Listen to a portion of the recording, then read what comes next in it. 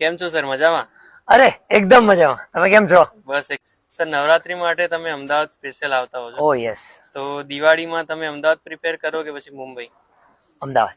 કેમ કે દિવાળી એટલે તહેવાર છે યાર. તહેવાર તો પરિવાર સાથે જ હોય. હા. અને મને મુંબઈમાં મેં એક પણ દિવાળી અને નવરાત્રી મેં મુંબઈમાં નથી બનાવી અને મને ગમતું પણ નથી. અચ્છા, દિવાળીની તમારી કોઈ સ્પેશિયલ ફેવરેટ મેમરી શેર કરશો તમે?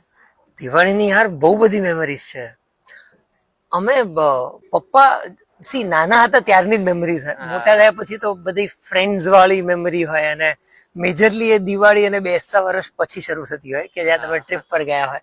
જેમ કે ગયા વર્ષે જ તે અમે દિવાળીના દિવસે એકચ્યુઅલી સિક્કિમ ટ્રીપ ગયા હતા. અમે બધા 6-7 ફ્રેન્ડ્સ છીએ, અમારું ગ્રુપ છે જે દર વર્ષે ટ્રીપ કરતો હોય. તો ગયા વર્ષે દિવાળી આપણે સિક્કિમમાં મનાવી હતી આર્મીના સોલ્જર્સ સાથે. અને જે સિક્કિમમાં જે સોલ્જર્સ બધા તૈનાત હતા એમની સાથે અમે ફટાકડા ફોડ્યા, ડાન્સ કર્યો, બહુ બધા વિડીયોઝ છે અને it was probably one of the best Diwali I ever હેડ. વાહ વાહ સર. તો તમારા ફાધર યોગ ગુરુ છે, તો દિવાળીમાં યોગની કોઈ અલગ રિચ્યુઅલ ફોલો કરો છો તમે? ના, યોગની તો કોઈ અલગ રિચ્યુઅલ્સ નથી હોતી, પણ પૂજા થાય, ચોપડા પૂજન થાય. આપણે પ્રોપર, મારા પપ્પાનો યોગનો સ્ટુડિયો થલતેજમાં છે, ત્યાં અમે પૂજા કરીએ. વાર્તાકાર ફિલ્મ્સની ઓફિસ પણ એ જ જગ્યાએ છે. તો એના બધા ચોપડાઓ બધા રાખીને ચોપડા પૂજન થાય. અને હવે ચોપડાઓનો જમાનો રહ્યો નથી તો લેપટોપો પણ રાખવામાં આવે છે કે જેમાં અમે લેપટોપની પૂજા કરીએ છીએ. પણ યા પૂજા એ સ્પેશિયલ હોય છે. બાકી યોગમાં તો તમે જે રોજ યોગના આસન પ્રાણાયામ કરતા હોય તો કરીએ જ છે. વાહ વાહ. તમારા અપકમિંગ પ્રોજેક્ટ્સ કયા છે? મારા upcoming projects, I am doing a film with Siddharth Randeria sir, જેનું શૂટિંગ પતી ગયું છે અને આવતા વર્ષે રિલીઝ થશે. આપણે ડેટનું અનાઉન્સમેન્ટ ફરીથી નેક્સ્ટ વિડીયોમાં કરીશ.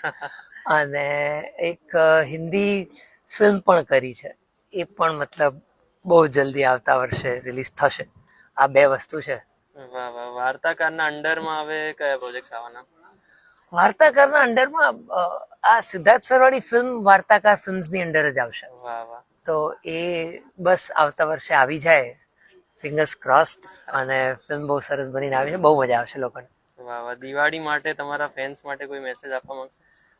હેપી દિવાળી અને હેપી ધનતેરસ અને હેપી ફેસ્ટિવ સિઝન્સ. ખાલી એક જ મેસેજ છે, ફેમિલી સાથે રહો, ફેમિલી સાથે મજા કરો. કેમ કે એ બહુ જરૂરી છે. ફેમિલી સાથે તમે કંઈ પણ કરતા હોય, ફેમિલી સાથે ટાઈમ સ્પેન્ડ કરવો આ તહેવારના સમયમાં બહુ જ જરૂરી છે. અને ફટાકડા ફોડતા હોય તો સાચવીને ફોડજો. હું તો ફોડતો નથી હવે, પણ ફોડતા હોય તો સાચવીને ફોડવા. બાકી મજા કરો, ખૂબ મજા કરો. મિત્રો અને પરિવારને પ્રેમ આપો. Okay sir, thank you sir. Thank you. By.